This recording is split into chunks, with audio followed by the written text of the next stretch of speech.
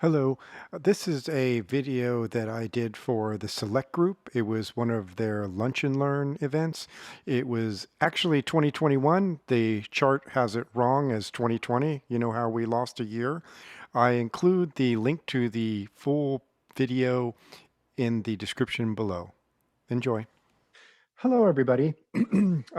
We'll be spending the next hour together, or maybe not even an hour, depending on how much conversation I have. My intent is to make this interactive. I honestly have 10 slides and 60 minutes. So I could probably get through all this content in 20 minutes, but I don't want to do that. I have the chat window open. You can tell that I'm a presenter. I like the interaction. I'm used to seeing everyone's faces. Feel free to give me an emoji of thumbs up or thumbs down. If you have a question, feel free to interrupt. If you like something, say that. If you don't like something, say that. I'm happy to have a discussion about it and kind of get into this to be more of an AMA, to be able to ask me anything about this topic and topics related to it. So, first I'll start with the first slide in that it's a long title: Effective Communication for Gaining IT Security Support for Business Staff and Leadership. I mean, this is really about communication. And the challenge when talking about risk management, and I'll kind of refer to cybersecurity, IT security, information assurance is all kind of a risk management because it's about protecting the risk to the business. And so IT security is not about protecting IT. It's about protecting the business, frankly, from IT. Apologize if you can hear banging in my background. And so so that's kind of like a fundamental thing. But when we're discussing it, whether to leadership or to the staff to try to get support for it, the couple of key points that I bring up from my experience. And one is that, what works for one place doesn't work for all. Even in an organization of the similar size, kind, and type, what would work in one organization will be different because of culture. And I'll get to that and more about that in a minute. But, but it's also like the nature of the organization, the individuals who are in charge. I mean, it's really about trying to, help either the users understand the importance of having more secure behavior to make you more secure as an organization, or leadership to like gain support, gain budget, to gain, availability of more resources and things like that. And so that's really what the core of this discussion is today, is how to better communicate. Because I've spent my career being a consultant and being a CISO and kind of going back and forth from inside to outside of the company. And I'm being on both sides of the table. The thing that I kind of see the most is that ineffective communication, because we're either talking above or below the person we're talking to, or too technical to non-technical people, or not building credibility enough with the technical people and things like that. So first point is that, just because your friends do it, I guess, it's kind of like when you have kids, right? Everyone's giving you advice on how to take care of your baby, and none of it's going to work because yours is very unique. So the same kind of thing applies in big companies as well. The second thing is, remembering you're talking to individuals, and this is what it boils down to. It's like you're not talking to a company, you're talking to people. And these people have things that they're biased about. They have things that they like. They have things that they are motivated to do or incentivized to do. As a consultant, there was a couple of times in my career in helping in helping a customer, was like, I finally kind of said, hey, what's your bonus based on? What are the metrics your bonus based on? It's like, okay, well, doing these things will help you make those metrics, which will make sure you get your full bonus. I'm like, whatever, if as long as as long as you get them on board, it doesn't matter what kind of technique you use. And then oh, look, I said that I spoiled the lead. And usually what I say at the end of this slide is that IT risk management decisions are business decisions, not technical decisions. One of the things I say all the time is that technical people don't make business decisions. And so a lot of times when, even in my own organization, when we're talking about like, the IT folks or IT security folks wanting to apply some control, take away some access or whatever, we come back to saying that's a business decision. Or as a CISO, my role is more like the general counsel. I provide guidance and input and information for business leaders to make good risk-based decisions. And so that's, again, what we're going to be talking about today. But the core of it is, understanding the culture of the business. And the thing that I learned the hard way is that culture eats strategy for breakfast. And so I'll tell a little story about this. um, Incidentally, this picture kind of reminds me as a kid, when you'd see these commercials for cereal, they'd always say, you know, Frosted Flakes is part of a complete breakfast, and there's like the orange juice and the toast and the little slice of apple or whatever. It's like, I don't know anyone who did that. I'd be eating it on the floor on a carpet watching cartoons, not having a plate. But I digress.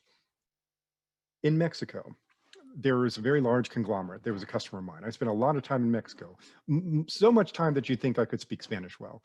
But I spent a lot of time supporting them and their CISO and helping improve their information security posture, to the point that we decided that we were going to build their own security operations center from scratch. From, you know, took a portion of the parking garage, made it into a watch floor, added big monitors, had these separations between your rooms. We added certain communication lines, put in a little server rack. And, you know, we installed the platforms. I hired, literally trained and hired every single person that's on it, from tier 1, tier 2, tier 3 analysts, and documented it in English and in Spanish. And it was a model in a modern IT security operations center. But every time we would leave, because we down there like every other week, it would all kind of fall back to, you know, the practices they were always doing. And I was a virtual CISO for a number of companies around the world. And one of the things that I kind of learned is that different risk perspectives are apparent in different parts of the world. You know, spent a lot of time in Canada. Canadians, no surprise, are not as paranoid as Americans are. You know, in Mexico, they're paranoid for different reasons. But the one thing, particularly about, you know, Latin American business culture, is it's very hierarchical. You know, you're pretty much waiting for your boss to tell you what to do. There is no meritocracy where the smartest person in the room is the one you listen to. It is all based on your rank and your status and other things. And so, and that's really, really tough in a security operations center, where, you know, the tier 1 analyst may have an idea and say, hey boss, I have an idea, I want to look at this thing, and be able to have that support, and even further, to have the support to be wrong, to say, hey, I tried this and it didn't work, but I learned something, I'm going to try this next thing. And they'd be able to say, yep, great, keep going until you figure it out. It is a culture where being wrong is bad. It's a culture where making mistakes is bad. And it's a culture where, you know, and in this company, it's a very large conglomerate in Mexico City, and, you know, very hierarchical, where telling the boss bad news is frowned upon. So even though we had this perfect, you know, microcosm of security operations center and the best people that we could find to be able to fill it, strategy just did not stand up against the culture. And I see that in other parts of the world, and certainly here in the United States, and with big companies and small companies. So just want to kind of like, you know, weigh that in, that, you know, regardless of what best practices you're using or what kind of techniques and things like that, you really have to align it to the culture, or you may not be successful. So when you're kind of setting this up, and again, this is whether you're going to leadership, and I have, you know, I originally put this together for a CISO forum, these sets of slides, to help them, you know, frankly, kind of like get support with their board of directors and their executive leadership, or get budget, or get access to resources. And you know, but the same thing still applies whether you're talking upwards, sideways, or down. You know, how to influence people, how to get people to come onto your side is kind of fundamental in any business, not even with security, right? So in cybersecurity, we're talking about, like, you know, very three simple things. You know, when I'm speaking to a board of directors or leadership, I just need to establish, what does success look like? And success might be that, you know, hey, we made our quarter, hey, we get more customers, you know, hey, that, you know, success looks like that, you know, our margins are good, you know, we don't have attrition, we don't have, you know, whatever the things that they're measuring against, depending on your industry, and it all varies, right? And so establishing that, to say that, okay, let's just set a baseline, what would be good at the end of this period? And you say, I was like, great, I want to help you be that. And even as like IT security, which is often just considered a cost center, right? You know, it's like, but I can be a business enabler, and there's multiple ways I can do that. And I'll get to those a little bit later. The second thing is, what does failure look like? You know, what would be a bad event? I mean, obviously, if we're hacked, it's like, well, what does that mean? Does it mean that something's compromised? Does it mean we have to disclose something? Does it mean that we have, you know, you know, you know, have to engage, you know, federal law enforcement and interact with that. We have to shut something down. It's like, well, what level does that mean? As far as like, and that's just from a technical standpoint, like we are hacked, and we can go through lots of definitions of that. But what would be bad would be maybe the opposite of what's good luck. Like we don't make our quarter. We have a lot of attrition. We have systems that go down. We have, you know, there's lots of things that would be bad. And, you know, we lose customers, competitors steal our stuff, you know, all of these things, you know, what to the business would be bad. And great, let's mark that down. So this is what good looks like. This is what bad looks like. My job is to make sure that that good thing happens and the bad thing doesn't happen from a security perspective in all the things that I have access to do. Because IT security is not about protecting IT, it's about protecting the business. And then the third thing is, how do we measure it? You know, so these are very three simple things, but they're not easy to do. I had in another version of the slide, I thought it was kind of trite, was I had my next slide was a picture of someone on a bull, because bull riding is really simple, right? Stay on the bull for 8 seconds. Anyone can comprehend that, but it's really hard to do. These three things are very simple. What's success look like? What does failure look like? How do we measure it? And at the end, when I really get into the meat of it, I'll talk about how we measure it and what are the things we're measuring. And so, you know, my intent, and again, I'm stretching this out because we have a whole hour, is to make sure that we kind of dig in there. I could go through the first 5 slides in like 10 minutes and kind of get everything covered, though not going much slower right now anyway. Again, feel free, put in a comment, ask the question, tell me I'm going too fast, tell me I'm going too slow. I'll take anything. That's fine. So when talking, particularly to executives, here are some do's and don'ts. And the first is pushing the FUD factor. FUD stands for fear, uncertainty, and doubt. And that's kind of like the, you know, this bad thing is happening. If we don't do this, then we'll be impacted by this bad thing. And that's pretty much how all cybersecurity is sold nowadays. It's in the States. But again, we've been kind of conditioned for generations. So like, you know, hey, we just had a Super Bowl, and what were all the beer commercial? I mean, I didn't watch it, but you know, what were all the beer commercials traditionally? It's like, hey, if you want to get that girl, you have to drink this beer and look this way. You know, I'm like, we're kind of conditioned here in the States to have, you know, as a consumer-driven economy, to say, hey, here's this large, complex problem. Here's something very simple that if you just spend money, it will solve that problem. And in cybersecurity, it's no different. We're a very vendor-driven industry. All of the technology companies are kind of setting the narrative. I have a whole presentation on that, but and part of it is just saying, yeah, you know, hey, you know, if we don't do this, really bad things will happen. And the reason why this doesn't work long term is because usually they haven't defined what I said at the beginning. Well, what does bad look like to the business people? Now, to this technology person might be, hey, if this database gets hacked, then that's bad. The business person like, maybe I don't care about that. That's just for research and it's really not that big a deal, or it's not impacting our bottom line, or it's not, doesn't have any actual property. You know, what does it really mean to them? And it may work in the short term, and it may be something where we can point to whoever made the headlines for having a ransomware or whatever this week and say, see this is why it happened. We don't want it to happen to us. If we do this, we can limit our ability. That's more like a rational way of doing it, instead of like, you know, holding them hostage to do it. But, you know, if you can't explain it well in risk language, in language they can understand, then it's probably, you know, not worth their time. And then the second thing is technology, particularly when talking, I mean, again, talking to both sides, whether you're talking to executives, you're talking to people. If I go in there and say, oh, well, we have the SQL injection thing and cross-site forgery on our applications that we need to be able to prevent, you know, from hackers from being able to, you know, get to our database and enumerate all of our usernames, you know, like what, you know, so speak in language that they talk about, you know, so like we have data that we either have regulatory requirements to protect, or it is intellectual property to us that's valuable to us, that if disclosed to other people could harm our business because it will lose our competitive advantage. That kind of makes more sense.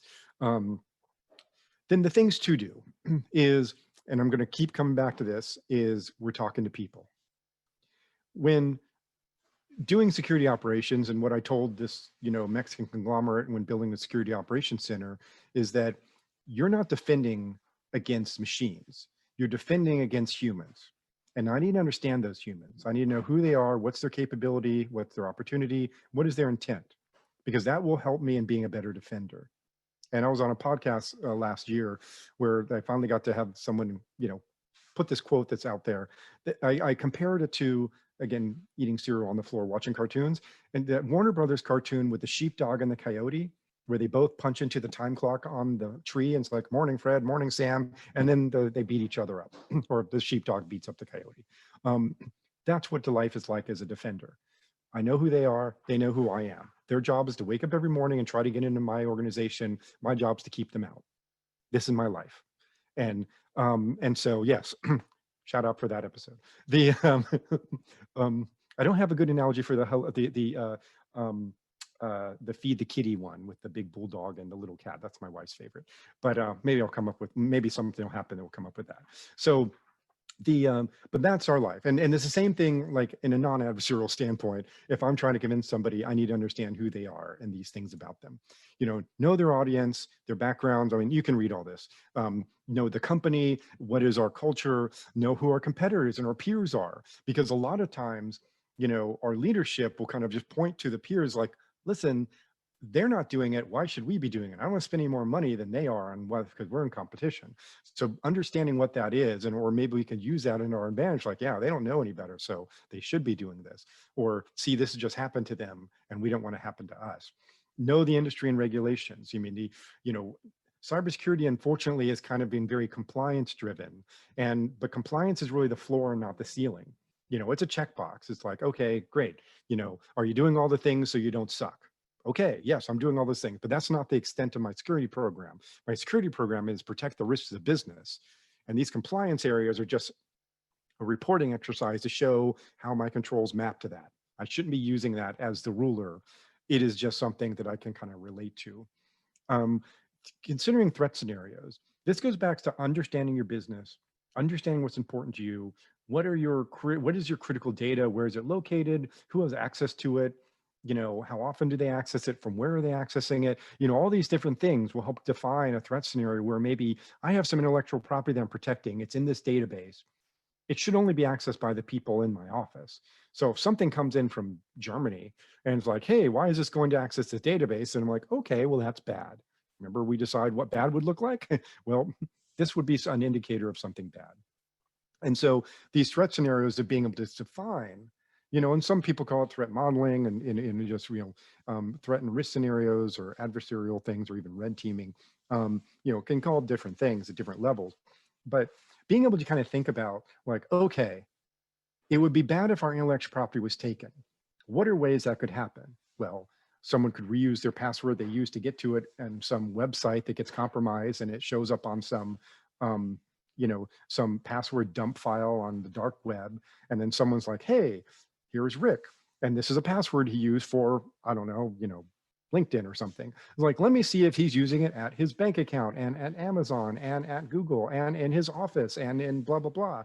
And let's see if it's reused. So that's why number one thing, when I have an audience in cybersecurity, and here's my way of saying it, do not reuse passwords. Use a unique password everywhere, because one of those will be compromised and then someone's going to take the time and try it in everything that you can conceivably have and get into it. And we have a number of examples in the last 5 years of that making really big impacts and really big hacks and things, that you can go look up in the news. So don't reuse passwords. Now, how do I remember them all? Get a password manager. But it's putting all your eggs in one basket. It's better than what you have doing now. Everybody I know, all my peers, all have password managers on our phones where we just randomly generate a password and we put it in. And when we need to go to it, we just bring it up when we do it. And, that is the most secure way of doing it. More important, just, don't reuse passwords in different websites, particularly the one that you use in the office for critical data. Okay, off of that soapbox. And then it's ever changing. When I first met the CEO of my current company, I was as a consultant. I spent 5 years as a management consultant to them and actually reported to the board of directors. And the first time I met him, at the end of it, he had said, okay, I get it. This is a journey and not a destination. At no time do I get to say, we're secure, we're good, I'll come back and kind of look at it next year. No. every month, every year, every time. I mean, things change. Your environment's constantly changing. What's your favorite password manager app? Okay, yeah, I'll get to that. Your environment's changing. The adversaries are changing. Your competitors are changing. Things that may happen to it. Um, the so lots of things that happen, and so it is continually a journey. And so that's one of the other things that we need to kind of establish, particularly with leadership, is saying, listen, what I asked for this year will protect us from what we know about this year. 6 months from now, I may come to you and say, this has changed and we need to do something different because we now have either a new threat scenario or we have a new exposure because now this critical thing that we use in technology is vulnerable. SolarWinds, anybody? Or new adversaries showed up that kind of like we showed up on their radar for some reason, or more likely, one of our partners got compromised because they're insecure and then they're a conduit to be able to get to us. And that might be a thing. So password managers, there's like 5 that are the big one, and it's kind of like, which ones you use. There's Keeper, there's LastPass, there's 1Password, there is Dashline. If you just kind of Google like best password managers, you'll get this list of the same 5 and just pick one that looks good to you. Then, some like to some integrate with the applications you can have, and they all kind of go on your phone and on the desktop. A lot of large organizations, like my organization, like has one available to download from our local little app store, that people can use. We encourage it because every CISO in your company, in my company, everywhere, encourages people to use a password manager. And Dashline is probably the most popular one. Not my favorite. I have Keeper, but I just am honestly using it as like, a little hand notebook, where it's protected by my face on my phone or some long complex passphrase to get to it. And then I use it to like generate passwords and I kind of look to it. I don't integrate it like some people do, and some are better than that. Um, the answer to the question on the copy and a copy of this recording, as mentioned before, we will make that available to everyone who is here. Send it to email of a link to be able to get to it. And so, yeah, so that's the good and the bad. You can see I've done lots of presentations. I actually like prefer Prezi as a presentation medium when I'm doing like big ones, because then it's like moving in and out and it's a lot of fun. Um, but the one thing I've learned over the 20 years of doing presentations is like now like copyright for certain images becomes more of a big thing, particularly when you're a very large company like I'm in now. And so that's why you will see very basic drawings of like things that we don't have to worry about copyright or anything. So, okay. So how do we talk to people? Well, there was again, I spoiled it. There's a book about this because I was, when I'm doing this present in like live in person, I kind of go through this thing working direct. It's kind of like winning friends and influencing people. Well, there was a book written by Dale Carnegie, back in 1936 that talks about this. And when I originally put this together years ago, I, for the first time I did this, I kind of like, hey, I wonder what this has anything that's relevant. Well, there's 3 sections to it. And so, and I like how there's like, it's 3, 6, and 12, for the number files out there. Number 1, 3 techniques for handling people. And these are all very fundamental. You're kind of like, yep, you mean people don't do that? Okay. I mean, it seems pretty straightforward, but you'd be surprised. The second is 6 ways to make people like you. And what I highlighted here was just, I love the flowery language that we had, 100 years ago. The royal road to a person's heart is to talk about things that he or she treasures the most. I just think that's very eloquent. We don't talk like that here. We talk in emojis and BRBs and LOLs. But it still resonates, right? Because I wanted to say it like, does this still hold up? And looking at this, be genuinely interested, remember the name, be a good listener, be a good listener, and make sure that the people feels important, and being sincere. And I got to say that like in all my years as a consultant, and going in organizations, like when I see failures in communication, the sincerity thing is a big one, right? Is it because it becomes more of an academic discussion. And there's a great book called Switch by the Heath brothers talking about how to make big decisions, and written about 5 or 6 years ago. And what they said is like, to make a big decision, you need to appeal to change anybody. You need to appeal to them intellectually, which is pretty easy to do. You need to appeal to them emotionally, which might be tougher to do. And I'll give examples of both of those. And then you need to give them one step towards the goal. Because if I say, like, listen, we have all these hackers out there, they're trying to get us. And it's like, yeah, I know. And it's like, and here are some ways they can do it. Yeah, I get it.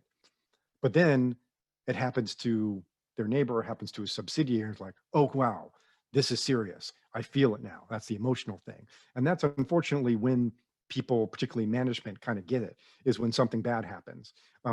Even with COVID, it's like, oh, this COVID isn't real. And then, your mother dies of it. And you're like, okay, I see it's real now. I mean, as a very, very extreme example. But but we have the same thing here in cybersecurity. It's like you really have to get it. But then even if I said, okay, great, you understand it intellectually. Okay, now you really get emotionally, do these 15 things.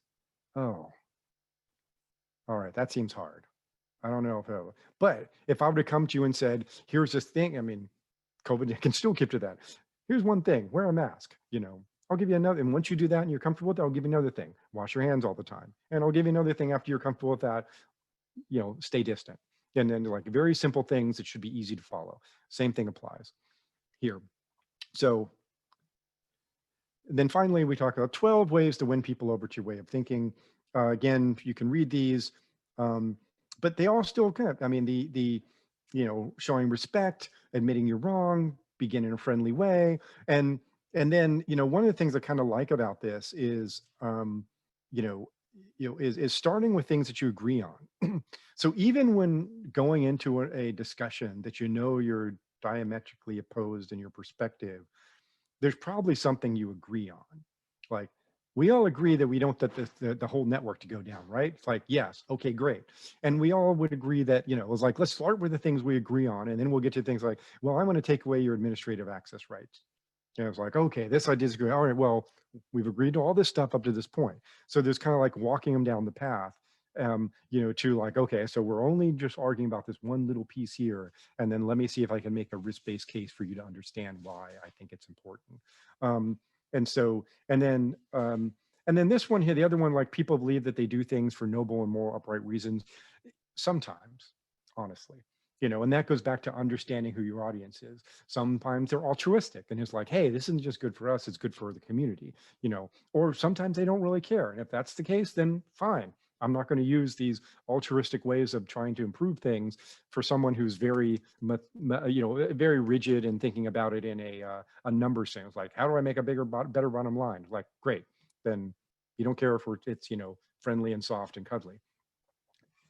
And then the I love the one dramatize your ideas, and I actually like put on a little show when I'm doing this live, and a little one act thing, but I'll spare you that since I'm sitting down.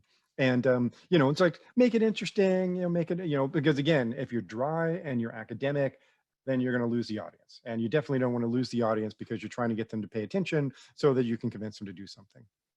So last two slides. And again, feel free to make comments, feel free to ask me anything, feel free to, tell me if you disagree with anything I said, feel free to, if you tell me that I have, want some more detail on something that I didn't explain thoroughly, I'm open to anything. So success factors.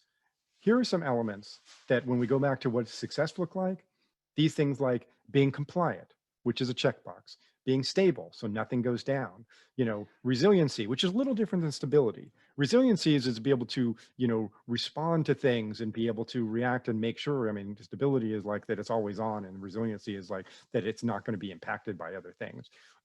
Business impacts, such as, the, loss of customers, loss of revenue, end user impacts, that people can't do their job, responsive, let's see, whoops, sorry, I I was moving to anyway, okay, there we go. I was moving the little thing, the little window that has everyone's picture. Well, no one's picture is up on me. I was moving that over to side so I didn't have any other words. End user impacts, responsive, comprehensive, making sure that the program is responsive, making sure it's comprehensive, make sure that safety is included, staffing levels are good, and your budget is on point. These are success factors. So I have all of these things are like all green. And safety is an interesting one because you're like, I thought this was a security thing. One of the triads of security is CIA, confidentiality, integrity, and availability. Been there for decades that we talk about. Even a lot of things kind of like, what is your ranking of the confidentiality of this data, the integrity of the data? Integrity is like, is it the quality of it there? Can I trust it? That's the integrity. Has it been messed with anyway? And then availability is, can I access it? So like in a hospital, people normally think that, oh, well, HIPAA and PHI and, protected health information, it's like, confidentiality is important. Not really. That's the compliance checklist. And yes, we can get fined. However, if doctors can't have access to the data to make decisions to save lives, people start dying. And a hospital's going out of business a lot faster if people start dying than if they have to do HIPAA fines because, somehow they spilled some data PHI.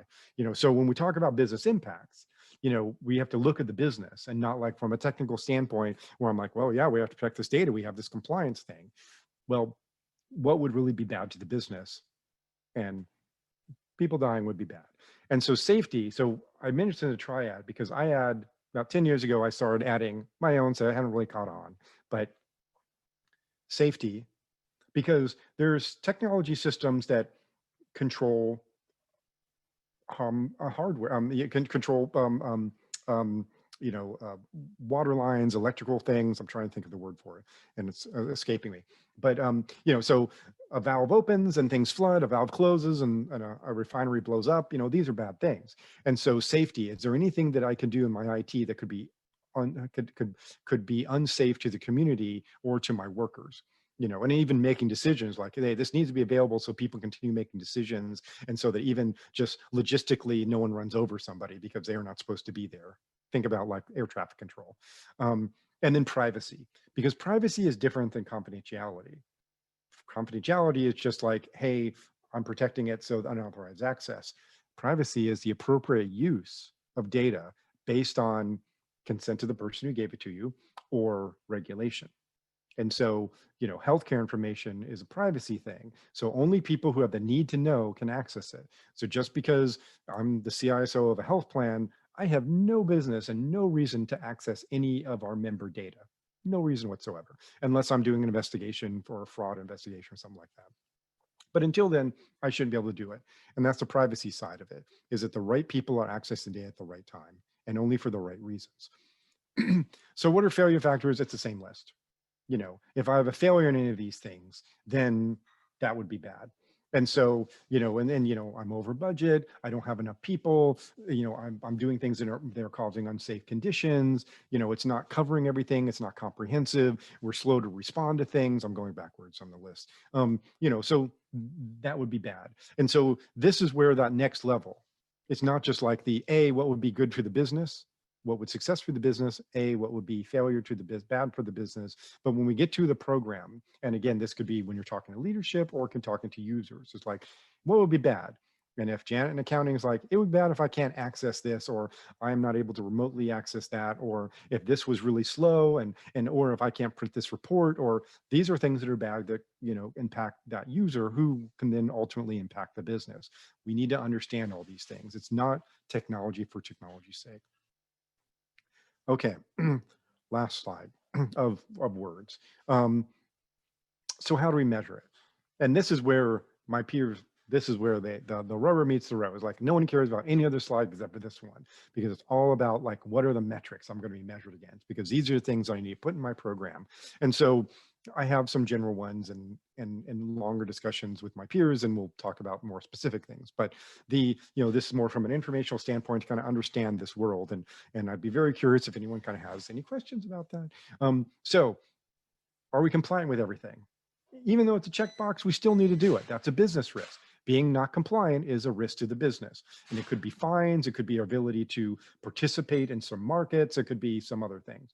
So we need to be compliant. Check. Have we have any downtime that impacts the business? Is it resilient to outages or attacks? And how do we measure that? And so a lot of times in service organizations, we'll have like how many nines of availability, because 99% available, and I'm bad at math, I'm an English major, is still like 99% available in a year is still like, 2 weeks of downtime is allowable. So then it's like 99.9 or 999. And so that's when we're going to say, how many nines of availability, 3 nines or 4 nines? And that could be the difference of hours, that you will. And that may be an SLA, a service level agreement with your customer to say, hey, if you cannot provide 3 nines of availability, then you're going to be fined or penalized or something will happen. So that's one way of measuring that. Have we had any business impacts due to incidents, and how are we responding to it? There's the identification, alerting of the incident, describing and defining the incident, claiming that's an incident, and then remediating, or isolating and recovering and restoring or whatever those paths are. How responsive are we? That has been around for a long time. Unfortunately, according to the Brighton Breach Report, which is kind of like the one of the references that almost everyone in the industry uses, is, sometimes there'll be exploits and organizations that are compromised for months or years before they realize. And so I'm like, oh, what's this? That's kind of bad. So we want to know, like, when we find something and when we respond to it is a good thing to measure. Are users able to do their jobs effectively? I remember Janet in accounting is like, does she have the access to all the systems she have at the right levels, at the right time, in the right places? And because as a CISO, I don't want my users to be my biggest hackers. If anything else, that is my mantra. And if I'm going to do things, and 10 years ago, it was kind of considered the Department of No. It was like, hey, we want to do this. No, it's insecure. You can't do it. Like, okay, what are they going to do? They're going to work around it, and they're going to figure out how to do it anyway because they got to do their job. I want to know what that is. Like, great, you want to be able to do stuff on your iPad? Let's figure out a way to do that securely that we both will agree on, that I'm comfortable with, and it will meet your needs. Let's work this out. And so we want to be able to be able to support that. Do I have visibility from a security operations standpoint? Do I have any safety impacts? I kind of talked a lot about that. Are my staffing levels appropriate? Do I have enough people? When I was a CISO 8 years ago, it was for a multinational company, only had about 2,500 people, but we were in 11 countries. And it was just 2 of us. It was me and my good friend, Chris. And we were able to hold it down because we knew what we were doing. And he was a lot smarter than I am and was able to write a bunch of stuff. So, we could do that. But that worked because we had the right people. Going back to my statement at the very beginning that we're a very vendor-driven industry, it's because, when you don't have good people or enough people, because there's this whole thing, and again, a whole other presentation talked about staffing and training and awareness, training, for staffing and hiring of staff. If you don't have enough people or they're good people, they're going to try to lean more on technology. And so if you have really good people, interestingly, we don't use as much technology. We work with what we have, or we'll use open source stuff or cheaper stuff, or we figure out how to do things our own way and not like buy some big behemoth major expensive thing, and then have the vendor take care of it for us because we don't know what we're doing. Budget. Do we have it on budget? And budget is something that's kind of unique to every organization. There's a lot of ways of measuring it. The percent of the IT budget is dedicated to security. I'm definitely not a fan of that. 15 years we've been not doing that, because again, IT, it's not about protecting IT, it's about protecting the business. So it should be an independent line item to what the business risks are. And business may be more complicated because they may be more high tech, or they may be in multiple countries with different regulatory requirements, or, may have a larger user base or things like that. There's all kinds of things that make it unique than just like, hey, we have this much for IT and this much for security. And then what do we need to get better? It's a journey, not a destination. And we want to continue to improve because guess what? Our adversaries are improving every day. And if we're not improving, and this was something I've seen a lot of, and I kind of call this like suspended animation. No, wait, Arrested Development. That's right. There's a TV show about it, where I know people who feel really comfortable with our technology stack and our approach in 2012, and they're still doing it today. And they're not really open to evolving. And they're just going to get owned because of it, because it's continuing evolving. So where are we on time? Wow, 40 minutes. Okay, I talked nonstop for 40 minutes. I appreciate your ability to listen to me and not all get away. Okay, look, someone hacked into water. Yep, the treatment for, yep, increased level of sodium. Yep. Yeah. Yeah, that's the thing. I mean, we've been talking about industrial control That's the word I was meant to use. Industrial control system security for 20 years. And, you know, it was much more vulnerable 20 years ago than it is today, because no one was even thinking about it. At least now we're like looking at it and that they caught that, right? I mean, of course, we kind of obvious when that happened, but, you know, now we're kind of monitoring it. Now the tools are kind of a little better. I mean, it's a whole other presentation on that topic, but yeah, I mean, nothing surprises me. And, you know, very curious when we find out, you know, who the adversary was, what their goal was, you know, what kinds of things, um, and you know, could be an insider. And again, I only know the headline. I hadn't had, because that just like came up in the last 24 hours. And but yeah, that's something. And they're going to probably do a hot wash of that and look at like, hey, well, how did this happen? It's like, well, you know, people were using passwords, you know, like internally, like everyone had, you know, industrial control systems. Oftentimes it's shared, you know, or maybe there wasn't separation, or maybe it was connected to the internet where they didn't think it was because it wasn't supposed to. You know, there's probably lots of things that could have happened. And it kind of goes to my last quote here, which is, there's a tendency in our planning to confuse the unfamiliar with the improbable. And that goes back to, you know, I'm going to say, I was going to mention the FUD factor again, but it's kind of like, you know, just because it didn't happen doesn't mean it's not possible. And it's up to me to try to like show what's the likelihood of that. Because risk is just is a calculation, you know, as opposed to security. I often have that in a slide. It's like, you know, security is an emotion.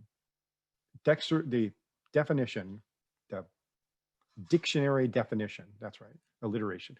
The dictionary definition is freedom from fear or anxiety. Okay, that's an emotion. Risk is the probability or possibility of theft, loss, damage, harm, whatever. I can measure that. It's like, okay, who's the adversary? What's the likelihood that they're going to come in? What would be the impact of that?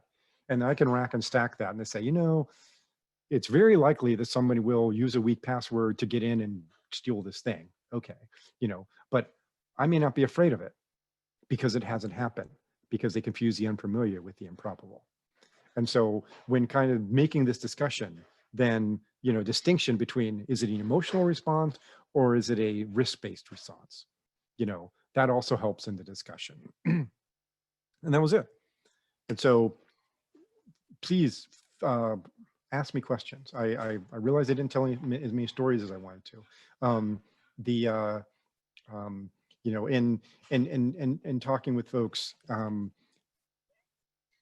I guess I'm trying to think of a good story, but someone feel free to answer a question on this topic, on anything on topic, you know. And for the TSG folks, you know, if you didn't know, they also teach like a morning yoga class, because, you know, like I'm kind of nutty in that way, as well. That will probably be coming back up in the next few weeks, but I did it all through January. And that link is available probably on your internal network of some sort. You know, so I'm multifaceted. I can talk about security, or we can talk about yoga. I'm not recommending that here, but if you want to check on with me afterwards, I'd be happy to talk yoga with you. You know, but yeah, is there, you know, have any discussion questions, anything like, you know, it was a good catch. You know, I appreciate, Robert, you kind of mentioning, got to very timely about that.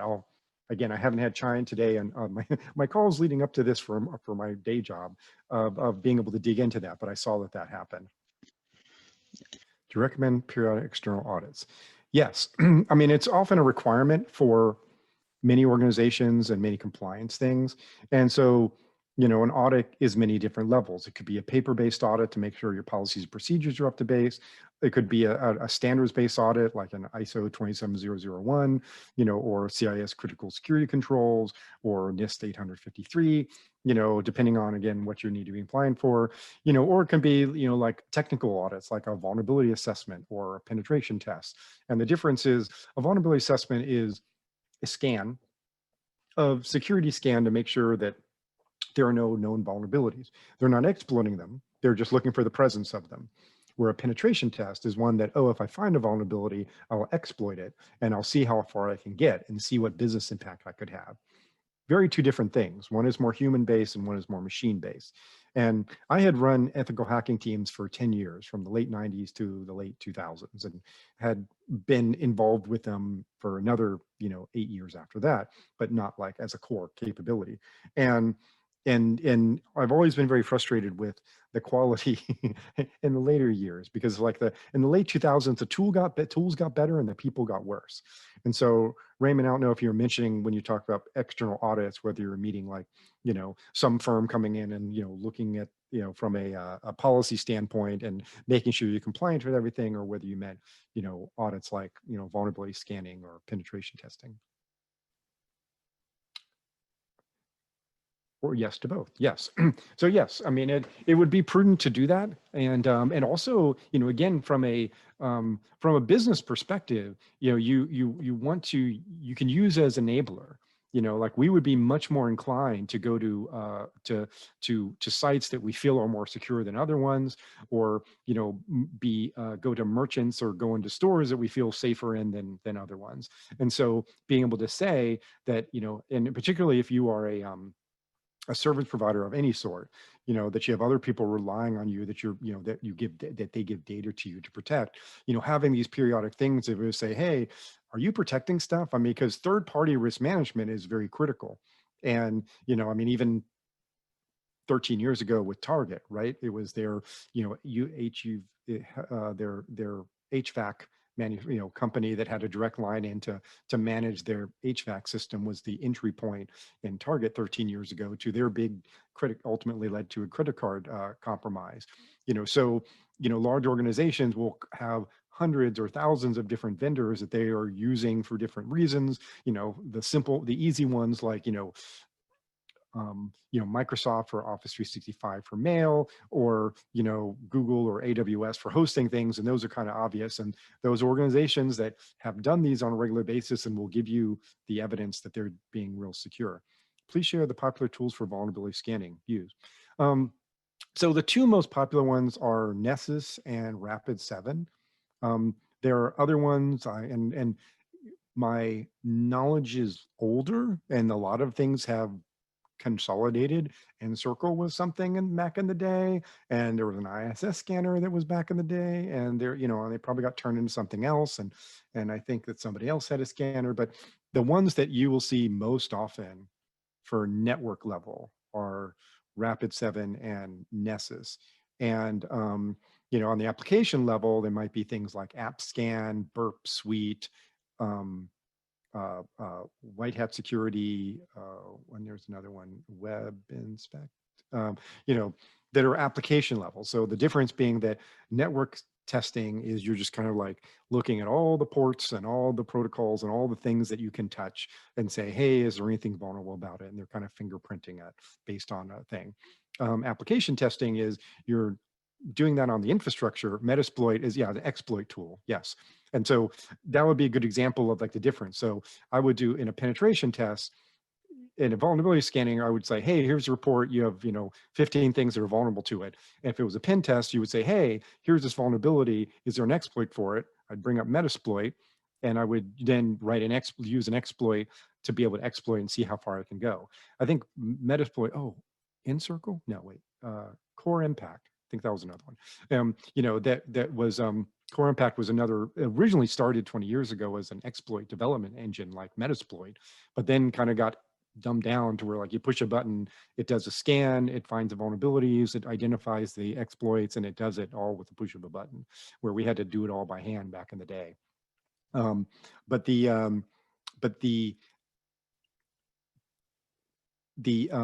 on the application side, then we're looking at things like, can I, brute force passwords? Can I harvest, information when I get in as an authenticated user? Can I escalate my privilege? Can I like view things in other ways? I mean, some of my best stories, we're running ethical hacking teams where I had,